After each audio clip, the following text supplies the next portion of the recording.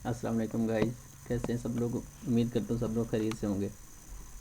Falcon academy में खुश आमदीद।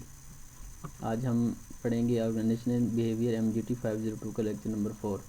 जैसे कि आप लोग जानते हैं कि पिछले 2-3 वीडियोस में मैं लेक्चर नंबर 1 से 3 तक अपलोड कर चुका हूँ। तो आज ये लेक्चर नंबर 4 की वीडियो अपलोड कर रहा हूँ। तो कमेंट सेक्शन में बताया करें अगर आप लोगों को कुछ समझ आ रही है या अभी कोई सजेशन आप देना चाहें तो दे सकते हैं। तो चलें शुरू करते हैं आज का लेक्चर नंबर 4।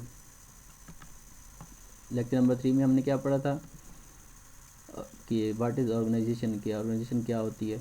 ये एक सिस्टमेटिक अरेंजमेंट ऑफ पीपल है। इस किसी ख़ास पर्पज़ को हासिल करने के लिए, जो कि कोई ख़ास स्पेसिफिक गोल होता है, उसको अचीव करने के लिए लोगों की एक सिस्टमेटिक अरेंजमेंट का नाम है, उसको ऑर्गेनाइजेशन कहते हैं। मिसाल के तौर पर VU हो गया, गवर्नमेंट एजेंसीज हो गया, ये सारी ऑर्गेनाइजेशंस हैं। और उसका सिस्टम कौन सा है कि इनपुट को एक सिस्टम में डाला जाता है और आउटपुट वो देते हैं। ये इसका एज ए सिस्टम है। और कैसे ये क्रिएट करती हैं वैल्यू, ऑर्गेनाइजेशन वैल्यू कैसे क्रिएट करती हैं। और उसके बाद हमने पढ़ा था कि मैनेजमेंट एंड मिथ्स क्या हैं। इसलिए लेक्चर नंबर 3 में सारी चीज़ें हमने पढ़ी हैं डिटेल में, आप वो वीडियो देख सकते हैं। उसके बाद आगे चलते हैं आज के लेक्चर की तरफ। आज की टॉपिक है जी managerial perspectives on organisational behaviour, कि ऑर्गेनाइजेशनल बिहेवियर पे जो मैनेजर का जो पर्सपेक्टिव है वो क्या है। Organizational behaviour is not a designated function और एरिया, कि जो ऑर्गेनाइजेशनल बिहेवियर वो एक ख़ास फंक्शन या एक ख़ास मकाम नहीं है। Rather it is a perspective of set of tool. ये एक ख़ास फंक्शन या एक ख़ास बिहेवियर नहीं है, ये एक सेट ऑफ टूल्स है। मैनेजर के पास ये एक ख़ास सेट ऑफ टूल्स होता है जिसके ज़रिए वो जॉब को इफ़ेक्टिवली परफॉर्म करते हैं। ठीक हो गया। आगे चलते हैं। Knowledge of organizational behaviour helps manager, कि जो ऑर्गेनाइजेशन बिहेवियर का नॉलेज है वो मैनेजर की हेल्प करता है। कैसे?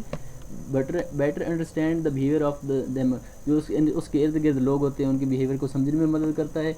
और उसके बाद उनके साथ interact with colleagues, peer and co-worker, और ये इन सब लोगों के साथ उनका उसके इंटरेक्शन को वो बेहतर बनाता है। उसके बाद better understand the basic issues of leadership, और जो लीडरशिप के बेसिक इश्यूज़ हैं उनको अंडरस्टैंड करने में मदद देता है। उसके बाद better interact with suppliers, customer जो उसके होते हैं, जो उसके सप्लायर्स होते हैं, जो कंपटीटर्स होते हैं, उनके साथ इंटरेक्ट करने में उनकी हेल्प करते हैं। ये मैनेजर की हेल्प करता है ये। अंडरस्टैंडिंग वर्क बिहेवियर, के उसके बाद वो वर्क बिहेवियर को समझने में उसकी मदद करता है। ये जो वर्क बिहेवियर है ये मुख्तलिफ होता है। ये हेरिडिटी कि ये एक और पर्सनल इन्वायरमेंट, ये इसके दो अहम हैं कि कुछ जो हर बंदे का जो वर्क बिहेवियर है ना वो मुख्तलिफ होता है। कुछ उसमें जेनेटिकली उसको कुछ मतलब विरासत से जो उसको मिलता है कि उसका काम करने का क्या बिहेवियर है। दूसरा जो उधर का इन्वायरमेंट होता है, पर्सनल इन्वायरमेंट, उसका भी रोल होता है कि किसी बंदे का जो बिहेवियर है वो कैसा होगा। और मैनेजर रोल इंक्लूड्स, मैनेजर्स के कौन कौन से रोल्स हैं। Observing and recognising the differences, कि जो डिफरेंस हैं उनको ऑब्जर्व करना और उनको रिकग्नाइज करना। Studying relationship between variables that influence individual behaviour, और ऐसे वेरिएबल्स की पहचान करना या ऐसे वेरिएबल जो कि इंडिविजुअल के बिहेवियर में चेंज ला सकते हैं, उनको स्टडी करना और उनको मतलब रिलेशनशिप जो है उन फैक्टर्स का इंडिविजुअल के बिहेवियर के साथ उसको मालूम करना। डिस्कवरिंग एंड प्रिडिक्टिंग रिलेशनशिप, और इसका जो रिलेशनशिप उसको डिस्कवर करना और प्रिडिक्ट करना। इसके बाद पार्ट 1 है द इंडिविजुअल। जैसे कि हमने पढ़ा था कि इंडिविजुअल लेवल पे पहले ऑर्गेनाइजेशन होती है, फिर ग्रुप लेवल पे जाती है और फिर ऑर्गेनाइजेशन लेवल पे जाती है। तो ये पार्ट 1 इंडिविजुअल के बारे में। एबिलिटी एंड लर्निंग, हर बंदे की एबिलिटी और लर्निंग मुख्तलिफ होती है। वैल्यूज़, एटीट्यूड और जॉब सेटिस्फेक्शन, ये सारी चीज़ें मतलब ये इंडिविजुअल का बिहेवियर होता है। हर बंदे का अपना अपना वैल्यूज़ होती हैं, एटीट्यूड होता है और जॉब सेटिस्फेक्शन हर बंदे के लिए अलग होती है। पर्सनैलिटी हर बंदे के लिए अलग होती है। इमोशंस होते हैं, perception, individual decision making power हर बंदे की अपनी अपनी होती है। बेसिक मोटिवेशन कंसेप्ट अलग अलग होते हैं। मोटिवेशन एट इट्स एप्लीकेशन, मतलब ये सारी चीज़ें ये इंडिविजुअल टू इंडिविजुअल डिफ़र करती हैं। तो इसलिए एक जो मैनेजर्स हैं उनके पास इन सारी चीज़ों को डील करने का इल्म होना चाहिए। अभी understanding the basics of human behaviour, उसके पास जो ह्यूमन बिहेवियर की बेसिक्स हैं उसका इल्म होना चाहिए। हेरिडिटी जैसे और इन्वायरमेंट, पहले भी उसने बताया कि दो किस्म की चीज़ जो फोर्सेज होती है वो इंडिविजुअल पे ना एक्ट करती है। इंडिविजुअल डिफरेंस फ्रेमवर्क, मतलब हर बंदे की जो होता है ना फ्रेमवर्क, उसका बिहेवियर वो अलग होता है। कुछ उनका हेरिडिटी किससे होता है और कुछ इन्वायरमेंट का असर होता है। तो हर बंदे की एबिलिटीज़ एंड स्किल्स मुख्तलिफ होती हैं, वैल्यूज़ मुख्तलिफ होती है, वर्क रिलेटेड एटीट्यूड हर बंदे का अलग-अलग होता है और वर्क रिलेटेड बिहेवियर हर बंदे का अलग-अलग होता है। डेमोग्राफिक फैक्टर्स कुछ होते हैं। डेमोग्राफिक का मतलब होता है कि जगह का, कि एक जगह का बंदा है वो और उसका और बिहेवियर होगा, एक कहीं और सिटी का है तो उसका और बिहेवियर होगा। तो ये सारी चीज़ें भी इसमें होती है। नेशनैलिटी इसमें होती है, एज होती है, जेंडर, एजुकेशनल अटेनमेंट, ये सारी चीज़ें, सोशल इकोनॉमिक बैकग्राउंड, रेस, ये सारी ऐसी चीज़ें हैं कि ये डेमोग्राफिक फैक्टर्स हैं सारे। ये हर इंडिविजुअल का अलग अलग होते हैं जिसकी वजह से उसके बिहेवियर पे ये सारी चीज़ें इन्फ्लुएंस करती हैं उसके बिहेवियर को। आगे वो कह रहे हैं वेरिएबल्स इन्फ्लुएंसिंग इंडिविजुअल बिहेवियर। वो कौन से वेरिएबल्स जो कि इंडिविजुअल के बिहेवियर को इन्फ्लुएंस करते हैं? पर्सन हो गया, एनवायरनमेंट हो गया। बिहेवियर के पहले भी आप डेफिनेशन पढ़ चुके हैं कि behaviour is equal to function of person and environment. Person में उसकी क्या स्किल्स, एबिलिटी, उसकी personalities, perception, attitude, values, ethics, ये सारी उसकी पर्सनैलिटी में आ जाती हैं। और आगे इन्वायरमेंट में उसके जो वर्क ऑर्गेनाइजेशन जिसमें वो काम कर रहा है, वर्क ग्रुप जिसमें वो काम कर रहा है, पर्सनल लाइफ उसकी, ये आ जाती है इन्वायरमेंट में। तो ये इसके बिहेवियर की डेफिनेशन है आपकी। इंडिविजुअल डिफरेंसेस होते हैं, हर इंडिविजुअल एक दूसरे से मुख्तलिफ होता है। To understand individual difference a manager must, और इंडिविजुअल डिफरेंस को समझने के लिए मैनेजर को क्या होना चाहिए? Observe and recognize the differences, उसको ऑब्जर्व करे और वो डिफरेंस को रिकग्नाइज करे, पहचान करे। स्टडी रिलेशनशिप बिटवीन वेरिएबल्स, और उन वेरिएबल्स की पहचान करे जो कि एक इंडिविजुअल बिहेवियर को इन्फ्लुएंस करते हैं, और डिस्कवर रिलेशनशिप, उसके दरमियान रिलेशनशिप को वो डिस्कवर करे। वाई फोकस ऑन इंडिविजुअल, के इंडिविजुअल पे क्यों फोकस करना ज़रूरी है? A lot of athletes say that they want to be a part of a cohesive team, but they also want their name printed on the back of their jersey in 6-inch high block letters। ये जो है ना, वो कह रहे हैं जो athletes हैं ना, वो सब चाहते हैं कि वो एक टीम के तौर पर काम करें, लेकिन हर बंदे की ख्वाहिश ये होती है कि उसका अपना भी एक नाम हो। इसलिए हर एथलीट की ये ख्वाहिश होती है कि उसकी जर्सी के ऊपर उसका अपना नाम लिखा हो। आया कि वो टीम में भी काम करना चाहता है, लेकिन उसके बावजूद भी वो चाहता है कि उसकी अपनी भी एक खास पहचान हो। इसलिए इंडिविजुअल पे फोकस करना बहुत ज़रूरी है। Personality, self concept, internal process, values, ये सारी ज़रूरी है। उसके बाद एटीट्यूड, इमोशन, एबिलिटीज़, बिहेवियर, ये मतलब वो ये बता रहे कि बिहेवियर किस चीज़ से बनता है। बिहेवियर में ये होता है, एटीट्यूड होता है, इमोशन होते हैं, एबिलिटीज़ होती हैं, पर्सनैलिटी होती है, सेल्फ कंसेप्ट, ये सारी चीज़ें मिलकर बिहेवियर बनता है इन चीज़ों से। इंडिविजुअल डिफरेंसेस क्या होते हैं? Individual difference person attribute that's vary from person to person, ये वो डिफरेंस होते हैं जो एक पर्सन से दूसरे पर्सन में मुख्तलिफ होते हैं। एक बंदे का और होगा बिहेवियर, दूसरे का और होगा पर्सनैलिटी वाइज, ये ना चेंज होते रहते हैं। Individual differences include personality, attitude, perception and creativity, ये सारी वो चीज़ें जो एक इंडिविजुअल में और होती है, मुख्तलिफ होती है, दूसरे इंडिविजुअल में ये और होती हैं। तो ये सारी चीज़ें इस तरह इंडिविजुअल डिफरेंसेस पाए जाते हैं। मॉडल ऑफ ऑर्गेनाइजेशनल बिहेवियर, इसका क्या मॉडल है जी? इंडिपेंडेंट वेरिएबल्स, इंडिविजुअल, ग्रुप और ऑर्गेनाइजेशन जो है, वो कह रहा है कि जो ऑर्गेनाइजेशनल मॉडल है ना, बिहेवियर, ऑर्गेनाइजेशनल बिहेवियर का मॉडल है, उसमें इंडिपेंडेंट वेरिएबल्स भी होते हैं कुछ, और कुछ डिपेंडेंट होते हैं। इंडिपेंडेंस में क्या आ जाता है? इंडिविजुअल आ जाता है, ग्रुप आ जाता है, ऑर्गेनाइजेशन। द डिपेंडेंट वेरिएबल्स कौन से होते हैं? प्रोडक्टिविटी, एब्सेंटीज़म, टर्नओवर, ऑर्गेनाइजेशनल सिटीजनशिप और जॉब सेटिस्फैक्शन, ये सारे हैं डिपेंडेंट वेरिएबल्स। और आगे चलते हैं। MARS, Mars model of behaviour and performance, कि ये जो MARS, Mars model of behaviour है, ये क्या है?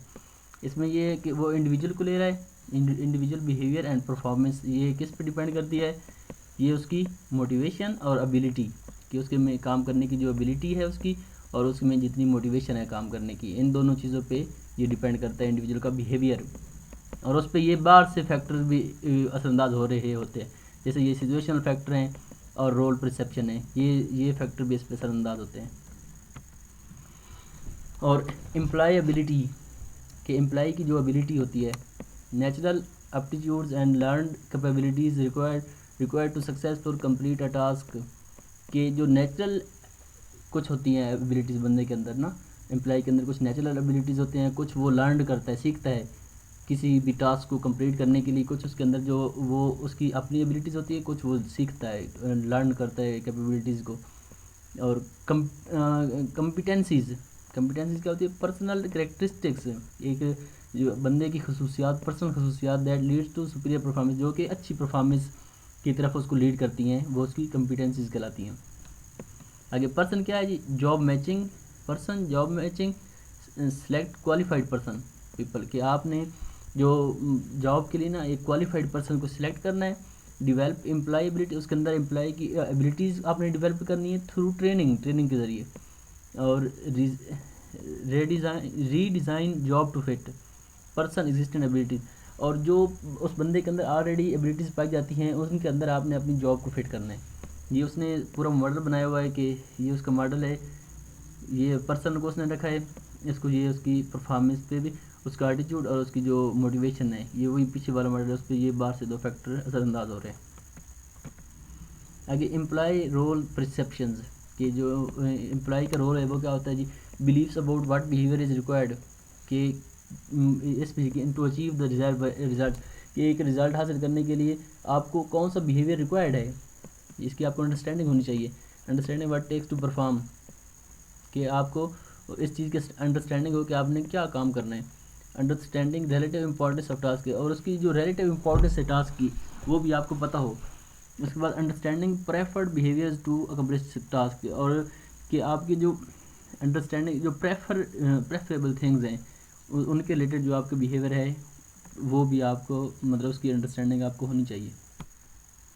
आगे सिचुएशनल फैक्टर्स कुछ होते हैं, environmental conditions beyond the individual short term control that constrain or facilitate behaviour, कि सिचुएशनल फैक्टर वो होते हैं इन्वायरमेंट, ये इन्वायरमेंटल कंडीशंस होती हैं मुख्तलिफ, जो कि इंडिविजुअल के कंट्रोल से बाहर होती हैं, जो कि बाज़ औक़ात आपके बिहेवियर को फैसिलिटेट कर रही होती है। मिसाल के तौर पर टाइम है, पीपल है, बजट है, वर्क फैसिलिटीज़ हैं, ये सारे सिचुएशनल फैक्टर्स हैं जो कि इंडिविजुअल के कंट्रोल से बाहर होते हैं और उसके जो बिहेवियर है उसको फैसिलिटेट करते हैं। आगे types of work related behaviour, कि वर्क रिलेटेड बिहेवियर की टाइप्स क्या हैं। ये जो ज्वाइनिंग द ऑर्गेनाइजेशन, आपने ऑर्गेनाइजेशन को ज्वाइन किया, रिमेनिंग विद आप ऑर्गेनाइजेशन के साथ रहते हैं, मेंटेनिंग वर्क अटेंडेंस, आप वर्क पे काम आप उसके साथ काम करते हैं, परफॉर्मिंग रिक्वायर्ड टास्क, कि आप अपने जो टास्क हैं उनको परफॉर्म करते हैं, और जो एग्जीबिटिंग, और इस तरह ऑर्गेनाइजेशन के एज ए आप सिटीजन के आप उसके ऑर्गेनाइजेशन का हिस्सा बन जाते हैं आप इस तरह। तो ये सारी वर्क रिलेटेड बिहेवियर्स हैं, types of work related behaviours.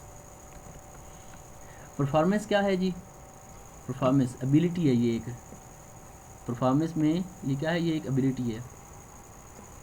इसमें आता है मोटिवेशन बंदे की आती है और अपॉर्चुनिटी, कि परफॉर्मेंस है आप लोग, performance is equal to ability, function of ability, motivation and opportunity, ये तीनों चीज़ों से मिलकर आप परफॉर्मेंस बनती है, कि आपको आपके अंदर एबिलिटी हो काम करने की और आप मोटिवेट हों वो काम करने के, और फिर आपको मौका मिले वो काम करने का, तो आप फिर परफॉर्मेंस देते हैं। द साइकोलॉजिकल कॉन्ट्रैक्ट, कि साइकोलॉजिकल कॉन्ट्रैक्ट क्या है जी, कि इंडिविजुअल की तरफ से क्या कंट्रीब्यूट्स होते हैं, contribution from the individual, individual क्या कर सकता है, वो एफर्ट कर सकता है, अपनी एबिलिटी को वो यूज़ करता है, लॉयल्टी दिखाता है, स्किल्स अपनी शो करता है, टाइम देता है, कॉम्पिटेंसीज दिखाता है, उसके बदले में उसको इंड्यूसमेंट फ्राम द ऑर्गेनाइजेशन उसको उसके बदले में क्या देती है, खासतौर पर पे देती है, जॉब सिक्योरिटी देती है, बेनिफिट्स देती है, career opportunity, status promotion opportunities, मतलब ये एक इंडिविजुअल की तरफ से क्या इनपुट है और उसको बदले में इंसेंटिव क्या मिल रहे हैं, इस चीज़ में वो बता रहे हैं। और the person job fit, the person job fit क्या है, the extent to which the contributions made by the individual match the inducement offered by the organization, कि पर्सन जॉब फिट क्या है, कि जॉब और पर्सन फिट कब होता है, जब कि जो बंदा जो इंडिविजुअल है वो जितनी एफर्ट्स कर रहा है उसको उतनी ही ऑर्गेनाइजेशन की तरफ से इंसेंटिव मिले, तो फिर या जितने इंसेंटिव उसको मिल रहे हैं उतना ही वो काम करे। तो आज का लेक्चर इधर ही ख़त्म होता है, इंशाल्लाह नेक्स्ट वीडियो में नेक्स्ट लेक्चर के साथ हाजिर होंगे। तब तक के लिए अपना ख्याल रखिएगा, और जिन लोगों ने अभी तक चैनल को सब्सक्राइब नहीं किया सब्सक्राइब कर दें, और कमेंट सेक्शन में बताया करें कि क्या चीज़ आपको अगर इसमें समझ नहीं आती तो आप, या आपको कोई क्वेश्चन होता है तो आप कमेंट सेक्शन में पूछ सकते हैं, ताकि नेक्स्ट वीडियो को उससे अच्छा बनाया जा सके। थैंक यू, अल्लाह हाफिज़।